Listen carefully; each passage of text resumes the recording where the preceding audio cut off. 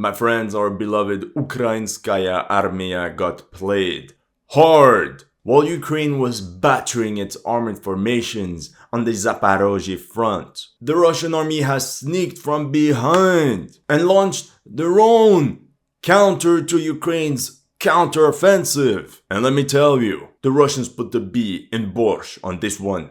Well, the Russians have gathered 100,000 men on the Luhansk front and launched a massive operation across the Zerebets river in the sector of an unknown village called Karmazinivka last week on July 17th.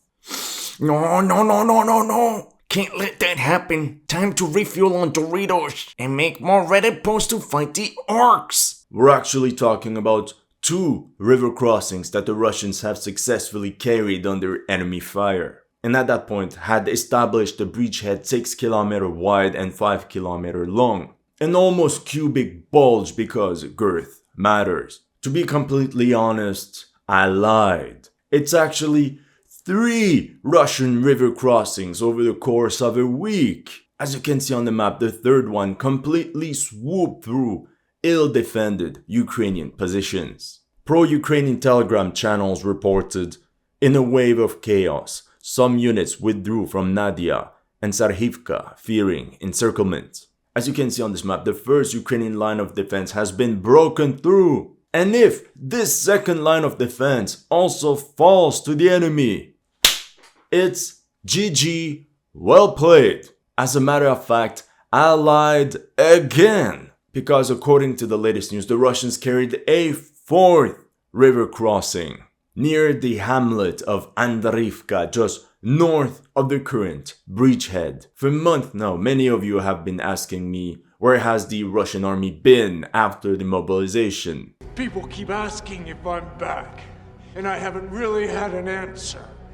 But now, yeah, I'm thinking I'm back. Well, the Russian army's back. Because Russian assault squads are actually attacking all over the Luhansk front line. Without a doubt, the goal of this Russian offensive is to reach the Oskol river. You see, the front barely moved in the Luhansk sector between November 2022 and July 2023. So because of how quiet this sector became, for Ukraine, this area traditionally acted as a donor of troops for other parts of the front. Ukrainian units that remained in position there were often weakened and depleted. But more importantly, they neglected to build any type of large-scale defense systems. There was no organized networks of fortifications, minefields, or even defense in depth. Nothing. Now on top of that, in order to send food, ammunition, and spare parts to all these Ukrainian forces positioned along the northern front, they have to use supply roads going across the Oskol river. One supply road goes through the bridge at Kupiansk, another through the sector of Senkove, and the third is passing through the major hub of Borova. As you can see, all these are logistical choke points because of the river. Lastly, there's a 4th supply road going through Liman. And if we put Ukrainian supply lines vis-a-vis Russian axes of attack, it all becomes so clear. Although the Russians have been stopped in most sectors, they achieved a breakthrough right at the center. The faster the Russians bulldoze over Ukraine positions, the less time the Ukrainians will have to build new fortifications to stop them, and thus will have no other choice but to withdraw. And once the Russian army reaches the Oskol river, they will have the right flank secured, and will then be able to focus their attention to the south and push towards Liman. This maneuver could trap thousands of Ukrainian soldiers and create an entirely new front right in the vicinity of the important city of Slavyansk. Welcome to History Legends, and here are the latest news of the Russo-Ukrainian war. If you're new to this channel, make sure to like and subscribe. As you know, some of my videos have been targeted with limited or no ads, so make sure to check out my Patreon or PayPal to keep the show running. Thank you to everyone that has already helped, and welcome to the headquarters. So how exactly did the Russians achieve this breakthrough from a tactical perspective? On the 2nd of July, the Russians sent more and more recon units forward along the Luhansk front line, namely against the village of Novoselivske. This is when the Ukrainian General Staff was low-key on high alert. All their attention was on breaking through the Russian defenses in Zaporozhye, when surprise, surprise, the enemy is at the rear. And do you remember this article I showed you from Forbes posted on the 5th of July? Well, that 32nd Mechanized Brigade that supposedly deployed somewhere quiet. Turns out they were deployed near Borova, because the Ukrainian General Staff must have noticed these very suspicious Russian concentration of forces and needed urgent reinforcements, while at the same time avoiding creating panic among their own ranks. Since the Russians couldn't break through the first line of outposts, on the 6th of July, they sent some Storm Z units over the rail embankment north of Novosibirsk. Remember, those are units of stormtroopers, a lot of whom were recruited from prisons. I know, it's a new revolutionary concept invented by the Russian Ministry of Defense, which was certainly not plagiarized from a certain PMC. However, as exemplified in this video, their infiltration attempt was stopped by Ukrainian shells, and roughly 14 Russian stormtroopers are seen fleeing from the sector after having been detected. 3 days later, leaving from Kuzemivka, another group of Storm Z units crossed over the rail embankment and launched a frontal assault against the village of Novosibirsk. They rushed from one outpost to another and reached the urban area. At the same time, other detachments carried a flanking maneuver to the south in order to capture some high ground and expand the bridgehead. This is when the Russians reported to have full control over Novosibirsk, and that the next settlement to take would be Stelmahovka, because you'll see on this map, from this position, it's a straight line towards the strategic bridge of Senkove, located only 18 kilometers away in open, flat terrain. This is when the Ukrainian conscripts of the 32nd Mechanized Brigade were tasked to counterattack south of the village, as you can see in this footage with this preliminary artillery barrage on Russian positions. By the 16th of July, there was a lot of back and forth. The Ukrainians confirmed that the Russians did take control of the train station of Kuzemivka, but we can see that until now the village remains in the gray zone. This is when the Russians did something quite unexpected. I mean, I spoiled it to you during the intro, but be surprised, because for the Ukrainians it was actually unexpected. On July 17th, in the sector of Novovodyane, the Russian High Command gathered Storm Z assault units attached to the 21st Motorized Rifle Brigade and sent them in a daring operation across the Zerebets River. Quiet. In the end, the former Wagnerians crossed the river and immediately established a solid bridgehead on this small hill. For 3 days they held in this forest, entrenched themselves, then used the natural camouflage of the trees to avoid detection, which helped them repel one Ukrainian counterattack after another. The Ukrainians did send some mechanized infantry forward, but due to poor coordination, multiple units got caught in open terrain. They suffered losses and had no other choice but to retreat from the battlefield. By the 21st of July, the Russians successfully stormed these other two forests. As opposed to bulky columns of armored vehicles lined up back to back like the Russians tried to do in the past, it's mostly small infantry unit infiltrations supported by drone-guided artillery. This is pure #Wagner tactics. By the 23rd of July, the Ukrainian first line of defense collapsed as the Russians achieved a 5-kilometer breakthrough from their starting positions. From their forest stronghold, they attacked to the south and secured these woods. To the west, towards this little forest. And surprise, surprise, they launched another river crossing from Kovalivka, which pushed the front 3 kilometers forward. At this point, the bulk of the fighting was taking place near Novoyehorivka, more specifically for this set of high ground overlooking the village. Here you can see the kind of fortified bastions that cover the Zerebets River.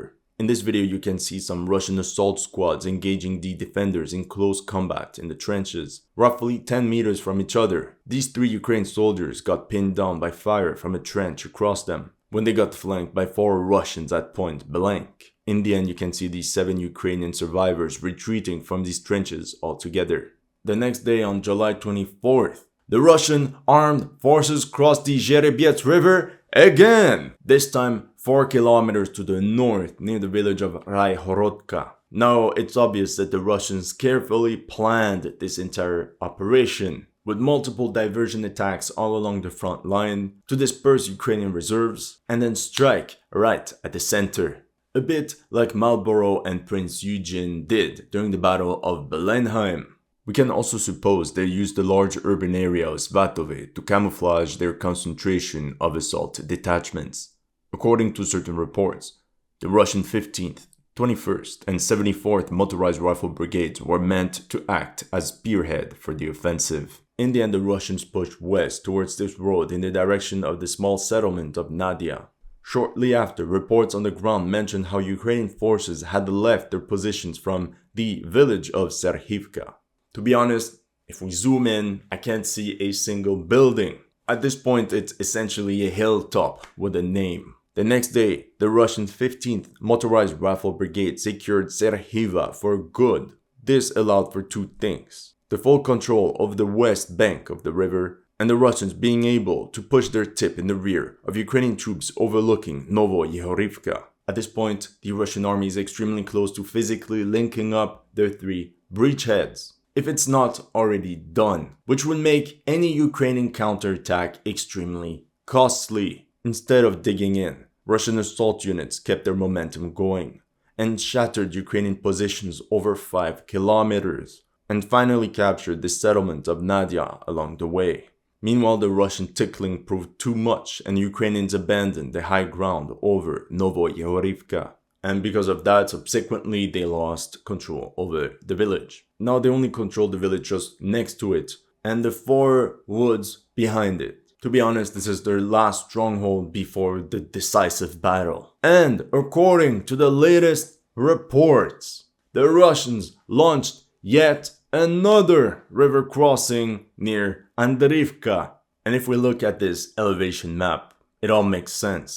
This is the Zerebets river and the positions that the Russians have captured. And here's their high ground based on the axis of the villages of Piersho-Travneve, Kopinki,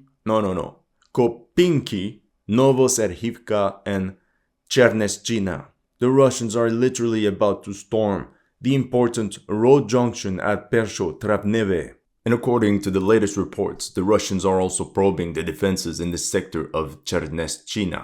If the Russians break through this line, pure open ground for 15 kilometers. Perfect for armored formations. Whoops! Coincidence alert! Russia has 2 entire tank divisions and 900 tanks waiting in reserve. Once the Russians reach Borova, things will go from bad to worse. However, for this offensive to work, the Russians have to make sure to keep pressure on both flanks to pin down as many Ukrainian troops as possible. Let's start on top near Kupiansk. The front line there essentially didn't change since November 2022, until the Russians launched a surprise attack from Masyutivka across the forest north of Kupiansk on the 27th of May.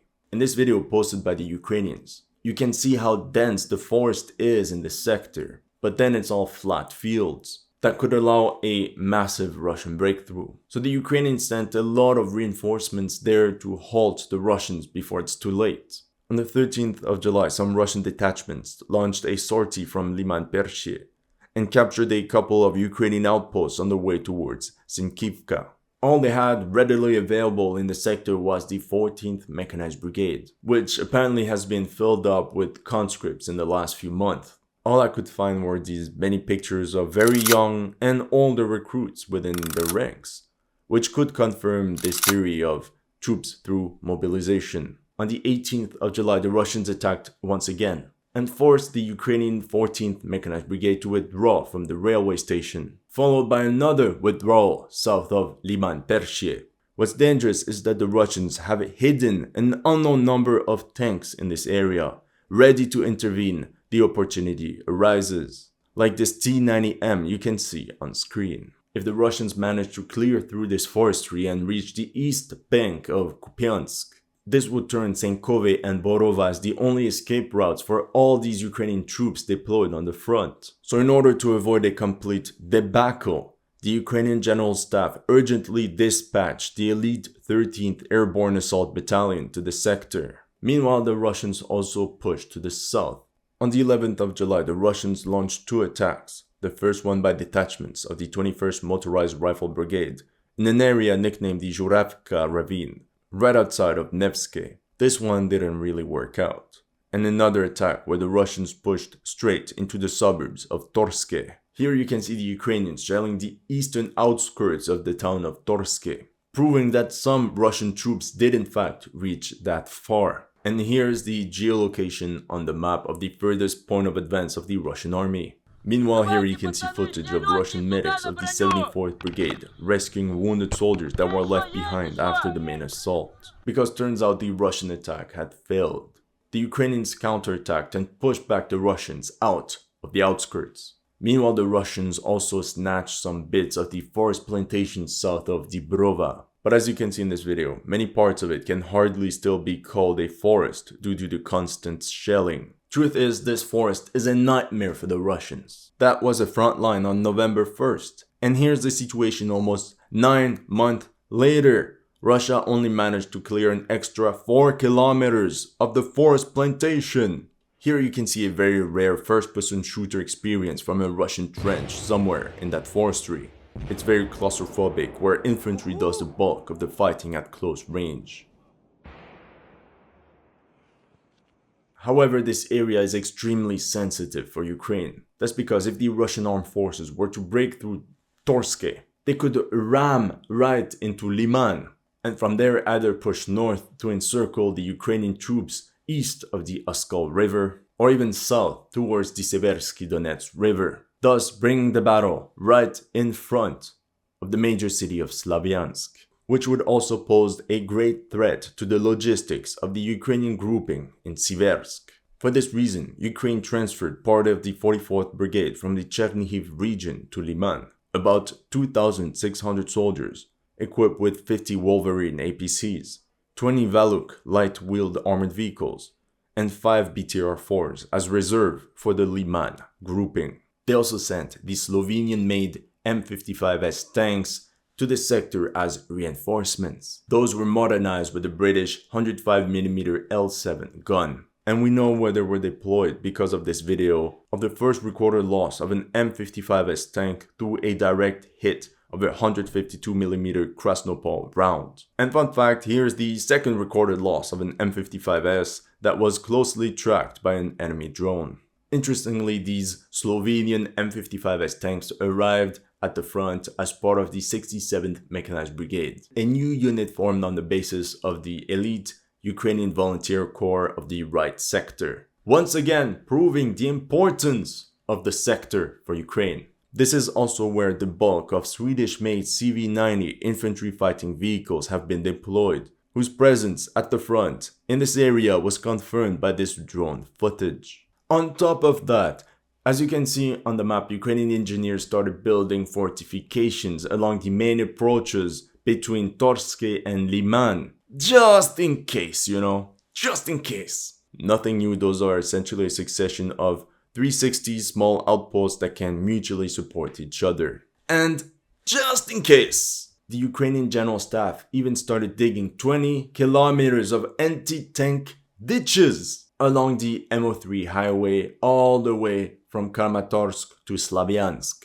Once again, beefed up by multiple trench networks like this one you can see on screen along the way. Many concrete bunkers were also spotted in this area, meant to be buried into the ground for these trench bastions. In conclusion, the southern part of this front was by far the most critical for Ukraine. And like we've seen throughout the video, it came at the expense of other areas. That's all I have for you today. Let me know in the comment section what you thought of my analysis. If you're new to the channel, make sure to like and subscribe. And if you want to support my work, make sure to check out my Patreon or PayPal. The link is in the description below.